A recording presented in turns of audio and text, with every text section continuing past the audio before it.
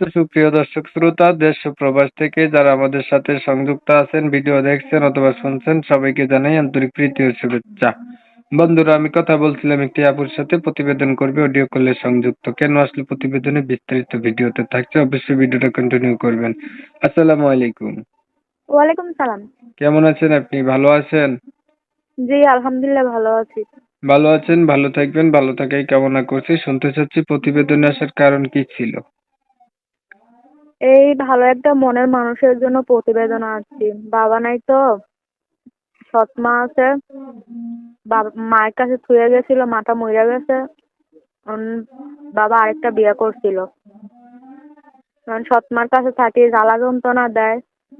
এই জন্য একটা প্রতিবেদন চাচ্ছি ভালো একটা মনের মানুষের জন্য।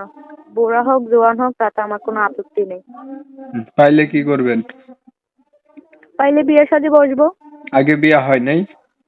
না, আগে বিয়ে শাদী হয় নাই। বিয়ে হইলে কি স্বামীকে প্রতিবেদন করতে দিত?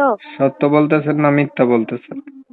সত্যি বলতাছি, মিথ্যা কেন বলবো? মানুষে কমেন্ট করে যে ভাই যাদের প্রতিবেদন করেন এগো হয়েছে কি বিয়া হয়, বিয়ার পরেও কয় যে বিয়া হয় নাই। এখন আপনার বিষয়টা কতটুকু সত্য?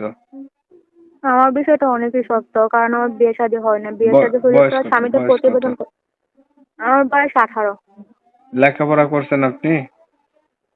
লেখাপড়া ক্লাস 8 পর্যন্ত করছি। কোরআন শরীফ পড়তে পারেন? জি, আলহামদুলিল্লাহ পড়তে পারি। নামাজ পড়া হয়নি? নামাজ পড়েন? জি, নামাজ পড়ি। নামাজও পড়েন। বিয়া হয় নাই আগে না?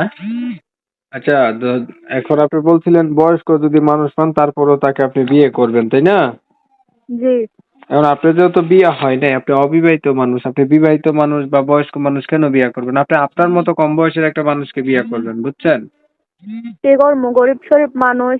যৌতুকের জন্য কেউ বিয়ে শাদী করে না। আর অনেক দুঃখ কষ্ট পেলে প্রতিবেদন আছে। সৎ মা অনেক জ্বালা যন্ত্রণা দেয় তো, এই জন্য। আচ্ছা, মানে সৎ মায়ের জ্বালা যন্ত্রণা, এখন আপনি যেমন মানুষই পান যে আপনার সুখে দুঃখে পাশে থাকতে দায়িত্ব নেই, এমন মানুষ পেলে আপনি বিয়ে করে লাইবেন, এই তো? জি, ঠিক আছে, আপনার বিষয়টা আমি একটু ক্লিয়ার করছি। প্রিয় দর্শক শ্রোতা, শুনছিলেন আমি কথা বলছিলাম, এই আপুটি দেখতে কিন্তু চমৎকার সুন্দর। আপনার লেখাপড়াও আছে, ক্লাস 8 পর্যন্ত কোরআন শরীফও পড়তে পারে, নামাজও পড়ে। তো সমস্যা হচ্ছে ওনার বাবা আজকে বেঁচে নাই, মাও নাই, সৎ মায়ের কাছে থাকে, অনেক কষ্টে আছে। চাচ্ছে একটা মানুষ যেমন হোক তেমন হোক ওনার এই দুঃখের ভাগিদার হইলে উনি বিয়া করে লাইবো, সৎ মার জ্বালা যন্ত্রণা ওনার ভালো লাগে না আর কি। তো আমি হচ্ছে কমিউনিটি গাইডলাইনের কারণে এই সুন্দরী আপুটির নাম ঠিকানা নিতে পারি নাই, দুঃখ প্রকাশ করছি। তো উনার উদ্দেশ্য মনের মতো মানুষ, যারা উনার মনের মানুষ হইতে চান বা উনাকে পাইতে চান বা উনার সাথে কথা বলতে চান, তারা হচ্ছে উনার সাথে যোগাযোগ করবেন। উনার নাম্বার আমি ভিডিওর স্ক্রিনে দিছি। যদি ভিডিও ভালো লাগে একটু লাইক টাইক দিয়েন, শেয়ার দিয়েন, ইমো মেসেঞ্জারে ছড়াই দিয়েন, আপনাদের মতামত কমেন্টে জানান, চ্যানেল ভালো লাগলে সাবস্ক্রাইব করে রাখেন। অনেক সময় নিয়ে ভিডিও দেখছেন, ধন্যবাদ সবাইকে। সবাই ভালো থাকবেন, সুস্থ থাকবেন, আল্লাহ হাফেজ।